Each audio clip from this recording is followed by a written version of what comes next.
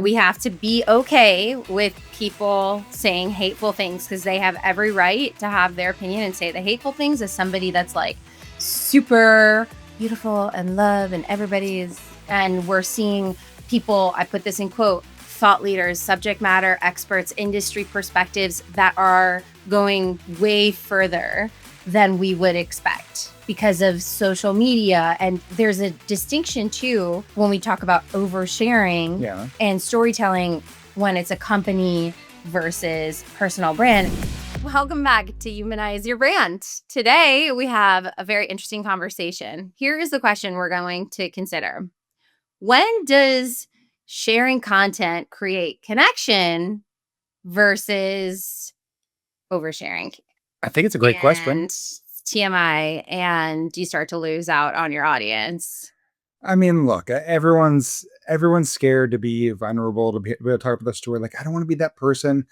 I mean, thank God, I don't think so. We're not in the days when Twitter kicked off. People are like, I'm sitting on the pot. They're just tweeting it out, right? I don't know. TikTok, I feel like people overshare. I really do. And like, here's what give me an example, because like, I want to know what you think oversharing on TikTok is. Like, what? Come on, hit me. Do it. I don't have a concrete example, but I do not. Here's my opinion. Yes. I think that like I hate when people go on huge vents, and like I get it. Sometimes people are hilarious and like the venting or whatever is like the whole persona. Fine. But like I don't need all that. And I definitely don't need people crying hysterically all the time. What do you mean, like, dadgum those liberals, or dadgum those people in the office? God, we're gonna get canceled. We're totally getting canceled. Dadgum. I'm from Texas. You're allowed to do it, I guess, because you are a Texas man. Because I said dadgum. I didn't say like darling or anything like that. I mean, like, look, y'all. Here's the thing. I can sit here and I'm doing a lot of this because I'm just trying to throw Ray. But she's right. I mean, there's a lot of things to be able to share. And in my honest opinion, share what you feel comfortable with. If you don't feel comfortable sharing what's going on, like, that's your gut. Like, this is what you were given to be able to go through. I mean, I think that a lot of people are really wrong on that. They're like, oh yeah, dude, just look at my toes. So here's an example.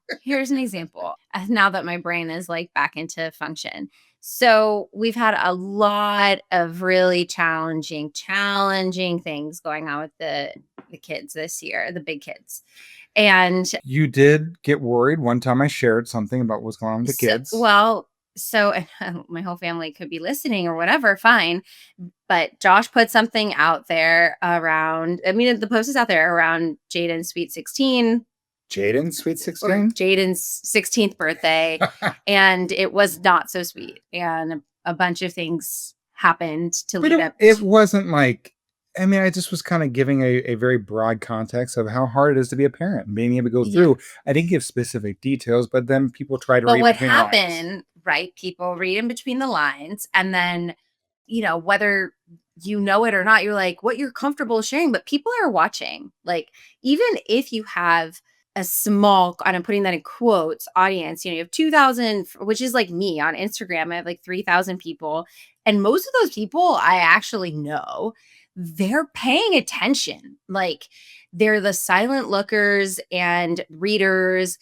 And my family started to get worried, right? Well, what happened? What's going on? Why aren't we hearing about that first? And that's just like us and our small unit, right? And then you think about these superstars, and they to be so careful about what I thought you were talking about me being a superstar and I have to be careful. No, you're not, because I'm talking about like, your Taylor Swift, your Travis Kelce, right? It's like they don't even have to say anything and people run with it. Yeah. So it's like you have to be like extra measured, right, on that overshare, or else you will get canceled. You can lose brand partnerships. Like, there's just so much on the line. And so I think that there is, and when you said, whatever you're comfortable with, I'm actually going to disagree with that a little bit, because I agree. And I think there's a big and for me. in my experience working with people and building their brand, and let's say they work at a company and they're employed, which is most people, right? Okay. Most people are Right. employed. They are so scared. They feel like I have to be professional. And so they just don't say anything. Right. And they have the imposter Well, syndrome. because what you're talking about LinkedIn though, like LinkedIn, it's a B2B platform. We can only talk about I'm talking business. about on Instagram. I'm Okay. talking about anywhere. Okay, Yeah. I just want to make sure we're clear. Yeah, like they don't want to share. Of course, there's those people that like are on Facebook and they're like, drop my kid off at school. The more boomers and maybe the Gen Xers. Why are you doing this? Yeah, to me? yeah, that's you.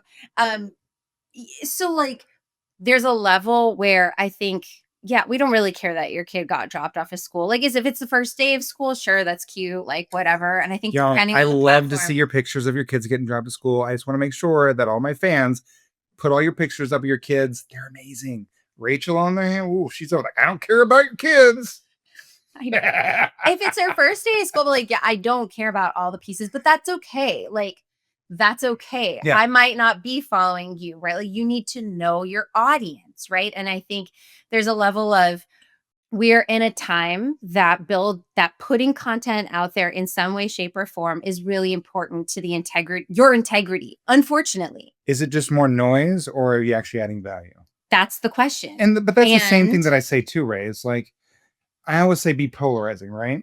But I say be polarizing in a good way, because there's people that are polarizing in a bad way that offend people. And like, if you're putting something out there that offends, that hurts, that I get that. And that's where I'm trying to say. Yeah. And I'm trying to bring that back to what we're talking about.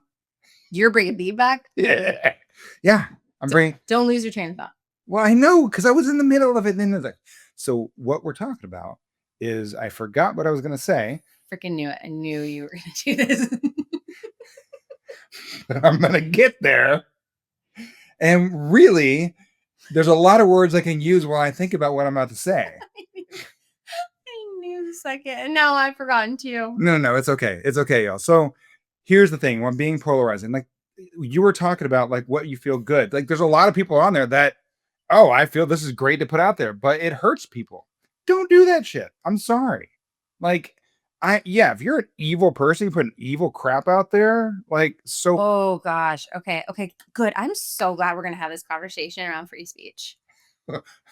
You jump. Let's do it, because I didn't know where this topic was gonna go, but this idea. But I mean, that's what I'm trying to say is, there's oversharing, there's going through. Right. So, okay, we're gonna take it there. Let's just do it. Okay. Like, hey, I'll take any time I get to excite this woman. So yeah. So free speech in the digital age. I built that presentation for McCombs, right? During that whole, that was like 5+ years ago. Is that when the kids didn't know who Richard Branson was, or no? This was a different thing. But I built like a specific. Rachel was so stunned. She walked in the room, was giving a presentation to the kids at the college, and they didn't know who Richard Branson. She kind of gave him a little pass on that. But when they didn't know who J-Lo was, she was just devastated. So please, like, if you're watching, J-Lo, like, at least let Rachel know that. It helps her. That's why I have to feel better about life. Okay, stop. Free speech in the digital age. I was free speeching. Yeah, this is part of the problem, right? With social media and free speech. Like, people just like, okay, here's a couple of things. So one, we have the fortune in our country, in the US, to be able to speak freely. Do we? That means... Wait, do we? Really? We do. Technically? Constitutionally, we do. And if we have the right to speak what we want, that means hateful things too. Okay. So we have to be okay with people saying hateful things, because they have every right to have their opinion and say the hateful things as somebody that's like super beautiful and love, and everybody is woo. I don't want to use the word woo, because it's not woo. So not that I don't like woo. That's allowed. Now, at what cost is the question? And so if we're sharing so much of our beliefs, incite more violence, incite evil, or you incite bad feelings, right? And like, look, everyone's gonna have Bad bad feelings. I mean, That's true. you can't be like, this Yeah, is I the, guess you're right. I think this is the problem in some of the world right now is because again, like, oh my God, I didn't like that. Yeah. where feelings get hurt all the time. Feelings Like, that hurt. Yeah, you can't because everyone. that's why they're feelings. It's very subjective. It's very subjective. They're not meanings. But I think that we have got to pull back on this idea. So when the oversharing, this free speech, and because you're on social media and you're one moment, you can click and have the world see you. But if you People say feel something, like they could say whatever they want, whenever they want, and there's no integrity, there's no poise, there's no thoughtfulness. And our whole mission with YOUmanize, pause for 2 seconds before the words come out of your mouth. Not that I'd ever do, but you're telling me to do that right now? and I'm saying that's what people should do. Yeah, no, but like that's how I was trained. I mean, this is the beauty of when you work for a big brand. So you trained by corporate America, I think that's an unfair statement, right? Well, you and I, we get in trouble all the time because we talk to someone that's on the corporate side, and as some of our clients, you're like, dude, like we have corporate. There's nothing. No. Yeah. I know sometimes you're like, you can't tell them to say that because I come from the entrepreneur world. Where I'm just like, hey, you're gonna love me or hate me, screw it. And then you're like, no, bro, you pull it back. Yeah, you can't do that. And I think as a company, I mean, I think it's helpful for this conversation because people are listening or watching that maybe they have their own business or the entrepreneur or business owner or the founder. And so the company's brand is them, especially in those early phases. Well, you are correct. They need to be there. There always has to be, like, if you're working for a company, you need to understand, especially on a platform. I mean, like, this isn't anyone's first rodeo. I mean, like, we've been a lot of people's first rodeo. Yes, because we've been talking about this since I work with, MySpace is one of my clients. Like, companies would come in and be like, oh, with your MySpace, you're getting fired now. I'm not going to hire you. So, like, it's been 20 years, Ray. Like, at this point, people should know what they should or shouldn't say. Oh God, if it risks their job. So like but that's the problem. And then they get upset. Like, I don't know why that. Well, dude, but we've lost sight. It's not something new. Manners. Okay, and right? Their manners are out the door. Well, you know me, I'm a Southern gentleman. So that's one of the things I love about you. We've lost the ability to listen before we speak. People don't listen. Well, they wait their turn to talk. They don't learn. They don't try to listen, to seek to understand. And in doing that, people are oversharing. And I think that it's time. It's time for us to be much more thoughtful. And I just want to go back for a second to the company. We go back to like the first commandments of do unto others. No, let's not get too religious. And that's not religious. I mean, that's just a standard, like a golden rule. Do unto others as you want them to do unto you. I'm not trying to get religious. Yeah, no, I think that's fair. Right. Yeah. But I mean, like, that's the whole piece. Like, if you want to talk crap about someone else, but then you're getting pissed off about them talking crap about you, like, you did unto others as you wanted them to do unto you. So, like, it's just one of those pieces. We have to be comfortable with other people disagreeing. And you agree with me on everything. I disagree with him most of the time. I think that's like our yin and yang of why we work together. So, well, we work together pretty well. Notice the pause when she said we work together so well. Okay. I do want to hit a couple things. Oh, you actually want to give a point to everybody? Yeah. Okay. There's so much to say, right? So we're talking about free speech. We're talking about integrity, thoughtfulness, poise, and how a lot of that is lost. Yeah. And we're seeing people, I put this in quote, thought leaders, subject matter experts, industry perspectives that are going way further than we would expect because of social media and just the news cycle and this like need, right? Everything is media. And I think that there's a distinction too when we talk about oversharing and storytelling when it's a company versus personal brand. And I think a lot of people building, especially these young, I'm seeing a lot of these Gen Zers and you've seen all this stuff with sorority, rush and fraternity. I just saw the news. They're getting those girls are getting paid and these dances, and they're like 18 years old, getting paid to like look beautiful and dance and show behind the scenes of Rush Week. And by the way, I'm at Kappa Kappa Gamma. So what you're saying is college is still the best place to set up your kid for success.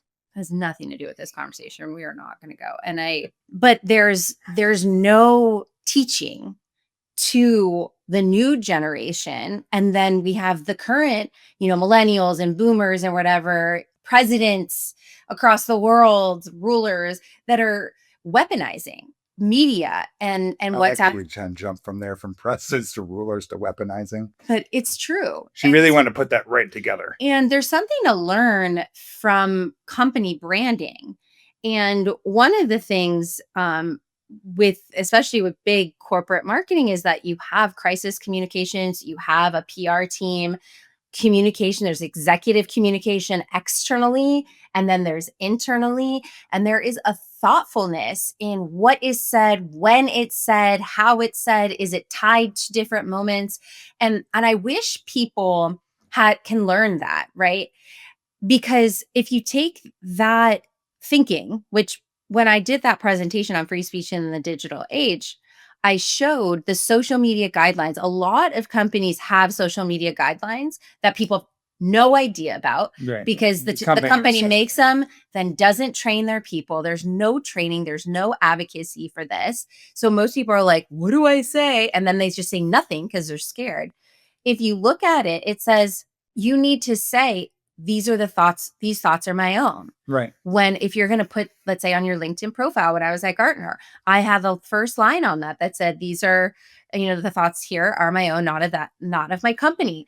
If I spoke somewhere and if I was representing the company or not, I indicated that. And I know there's gray lines and whatnot. Yeah. I mean, you can put the other person in my head. Those are his thoughts. Oh, the other. Okay. Dual personality. So I'm just trying to, again, I want to make sure, like, we tell everyone about the corporate aspects, but I mean, like, it's not just corporate. I want to be careful with that word though, too. You could be a business that's 250 or 500 people, right? There's different levels, but the more guidelines that we have will help people stay inside a box if you're employed. And then know what is sharing versus oversharing. So there's a lot to learn, I think, from the company. When you're an entrepreneur like yourself. So nobody puts me in a box. Nobody puts baby. Nobody puts baby in the corner. Right. But so tell me, right? Like, let's give a real life example. Who do you know that's out there that you feel like you know them because they've shared just enough personal story to let you in, and so you feel like you kind of know them? Does Lady Gaga? One of your faves? I mean, for me, do you feel like you know her, or do you just see what Lady Gaga is, not who she really is? Yeah. Well, Lady Gaga's I think a weird example because she's so theatrical and artistic. How about Gary Vee? But you asked me, are you gonna let me answer? Because you can answer it too. Is Gary Vee your answer? Well, no, because that's a good answer. It's 50-50 because he walked around with 17 cameras around him. And he came off like he cared more about the internet and showing up than he did in person. He's pulled back massively now. But in the beginning, I mean, he was nonstop filming 24/7. It seemed exhausting as hell. And honestly, it didn't make me want to be him. Well, true. But at least you knew the content was just like in the moment. I mean, it was surely in behind the scenes, Yeah. And a lot of stories. I mean, for me, Sarah Blakely, I think for Spanx. I think she does a tremendous job of being the big founder, big story in her business, and then making it really real. She does a great job on LinkedIn. I love that. Great job on LinkedIn. Great job on Instagram. I think those are like two different kinds of examples. Yeah. And then another example, probably I would say for somebody that works for another company, those are two people that are more the entrepreneur side. Yeah.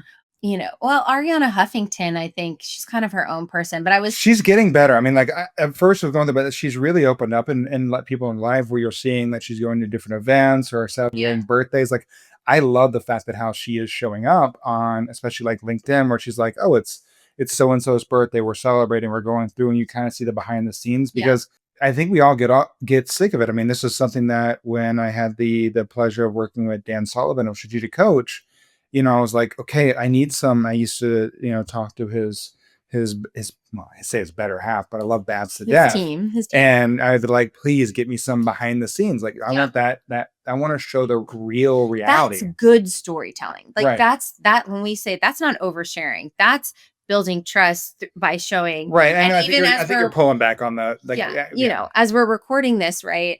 We have other cameras up. We're doing things before we turn on, and we're going to make those into shorts to show like this is really what happens. And I think that builds trust. We're going to have like a camera follow us as we quick change of different outfits. we do have different outfits for each episode. But these are always on different days. Yeah.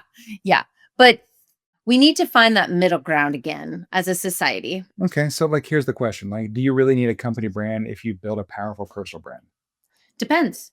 That's not an answer. It's always. I'm not gonna. That's like the best. I'm not gonna hold you back. Like in NBA, that's like literally all you do. That's what they teach you in NBA. Well, this is why you went to college twice. And I'm proud of it. Thank you. So it depends. Everyone, it depends. That's your answer. That's how you need to follow through. Like every time someone asks everything is gray. Like we're living in a time where it's like black, white, yes, no, and everything is gray. And bro, are you pulling from my playbook where I say you got to play in the gray? I mean, maybe. No, I don't know. Well, I guess maybe. Okay. That's not that unique. Okay. Let's don't give yourself so much credit. I don't get much credit around here, so it's okay. One of the key pieces, so like yes, we need company brands, like their standout authority, that brand matters. In the world of AI, do company brands mean as much as personal brands? I think that personal brands are going to continue to be more important. That's the entire point of YOUmanize your brand. We think that the humans, the voices behind the company, are the most important asset that we have in marketing. And there's a lot of reasons why you need to have a company brand for legality reasons, depending on what kind of product or service you have. It can't all be Rachel B. Lee. I mean, with YOUmanize that we're building, that's a platform. We don't want that to be Rachel B. Lee, JoshuaBLee.com. There's legal reasons, there's patents, there's copyright. So from a law perspective. Totally. But like you and I see it all the time. Media perspective. It's these amazing companies. There's amazing human beings. You and I run across them all the time. We start hearing their story and I'm like, why? Why don't I hear from this? And they're either hiding behind their brand or they're not saying anything at all. Yeah. They might be posting content, but it's not saying.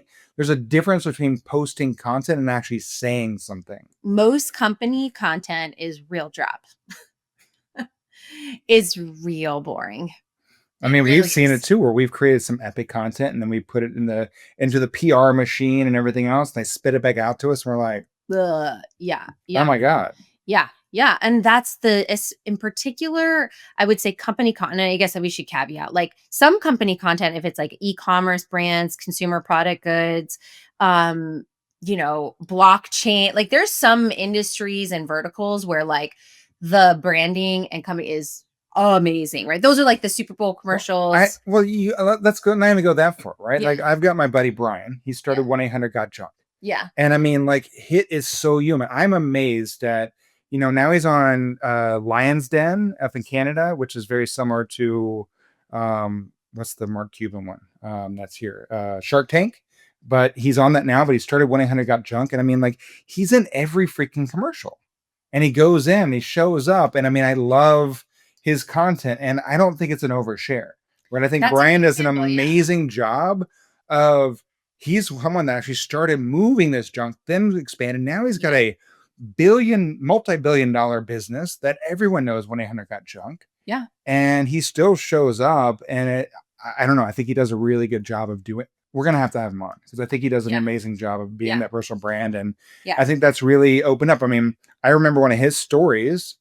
I'm trying to go back in, and he was they brought him in for Lion's Den, and they weren't sure about it. And I think Robert Herjavec from Shark Tank giving some advice. It's like, look, you got to be you. Don't try and be what you think I think this is a perfect example, right? Everyone almost tries to be what they think they should. Everyone wants. Mm-hmm. I've done it. Mm-hmm. Right. And that was Brian's big takeaway. And that's how he got on Lion's Den, was instead of trying to show up and cast whatever for who he thought they wanted, and Robert Herjavec gave him the advice. He said, look, and if I'm wrong on this, Brian, I apologize. I'm just trying to remember the story. But he was like, just be yourself. Yeah. Right? Show up. Yeah. Just they're going to love you or hate you for who you are, not who you think they want you to be. Totally. And I think that's what social media does for all of us. Even someone in his position, you show up and you think, okay, I've got to show up based on who they need me to be. They need you to be you. Everyone needs you. You need to be you. I need you to be you with intention and direction and integrity and value driven. And see, this is why I love her, Yes. because she always keeps me in check, because I leave a wide open gap, and Rachel makes sure that Yeah, we're and I clear. mean, he's obviously doing that's a great example, and that also shows the power of humanizing brands. Yeah. That's what we do with Standout Authority. That's everything that we believe in. That like literally the best marketing you could do is have the people behind the business, whether it's that solopreneur or 1,000-person company, have them out there talking about who they are, what they're doing. That's an entire community, an army of people to advocate behind that brand. And it's the most trust building activity possible, more than any ad, more than any social Well, post. EGC content right now, employee generated Employee content, generated content is is more huge. trusted because they want to see that Yeah, who you're telling the world you are, do the employees actually believe that too? exactly. And Like that's we've that's got, why we're encouraging. It's why we do this. It's why we're training on it. I mean, we just I mean, I grab, since we talk about every time, our amazing Patty over here, but she'd probably trip over all the wires that we have everywhere. But like, I think she would say that who we show up for, and that's why she shows up for us, is the same. And I don't think every company sees that, and that's why they look yeah, at that type of content. yeah. Yeah, we really need to find that right balance and share enough so that people trust you. And that means that you're showing people who you really are behind the scenes. Yeah. That's why the behind the scenes. Everyone can almost do the same job that you can do, but Yeah. do they trust you enough to be able to do it? And do they align with you? Because they're like, oh, Josh is a dad. Rachel's a stepmom. Okay, yeah, I get that. I connect with them. They're like me. I think they'll get my voice, and that's what we're looking for in that connection. That's what separates everyone else. Just like a fingerprint, your life story is unique to you. No one else can have the same story. 100%. So, couple takeaways. We talked about a lot of stuff. I'm actually so glad we got into the free speech conversation because I just really wanted to. But one of the things that we talked a lot about is this company brand. And it is important to have a company brand depending on, whoever's listening. There's a huge need for that still. And building trust happens the most with the personal brand. So if you're listening or watching today, and whether you're employed professional or you're an entrepreneur, there's value and need for you to get out there and create the narrative you want people to hear and Yeah. see. Don't let others create it for you. It's another takeaway. I mean, there's a difference, right? I mean, we've got silence versus oversharing, being able to go through. I mean, Rachel and I want you to be able to share the lessons of your life, right? Not your laundry. And I think that's really important, because no matter where you're at, I think there's always someone that wishes they could be where you are, right? Take that in. That is valuable, right? There's always lessons you can give, because if you're listening to Rachel and I, there's a reason why and how you actually found this podcast or our YouTube channel. And maybe someone else hasn't, and maybe they need to, and you could actually share that with them. Like that's that whole opportunity. And I'm not trying to pitch us, but I'm just saying, I used to give the example of, a manager at McDonald's, right? Like there are other people that are working at McDonald's or other places that would love to understand how to become that manager at McDonald's. Every story has value. And I think that we have to understand where the value comes from, rather than just sharing to share that you walked your dog today. Which hits exactly the last point, which is this isn't about virality, and that mindset that people are in, I think is really degrading the authenticity and the authority of individuals. And so, to me, this is a calling forth of people to, really think about being you, showing up as yourself undeniably, but also using some measures to, bring values and a safety into what content is out there. Yeah. I think it's really too, when I look at it, Ray, Yeah. if I'm putting content out there, does your content strike up a push to start a conversation, right? Does they have an opportunity to start a conversation? Does it have the opportunity to build a relationship with someone, Or if it doesn't, you're going to piss off Prince and, he's going to get you. So you got to watch out. Well, we really, really love to know what you thought of this episode. We touched on some pretty hot topics. Please DM us, reach out to us, and we'll see you next week. Bye, everyone. If today's episode sparked something in you, you don't have to keep it to yourself. Share it with someone who's building something with heart. And hit subscribe so you don't miss what's coming next. If you're ready to humanize your brand now and show up with soul, grab our free guide, 3 Hidden Signals, at standoutauthority.com/3, the number 3, hidden signals. We'll see you soon.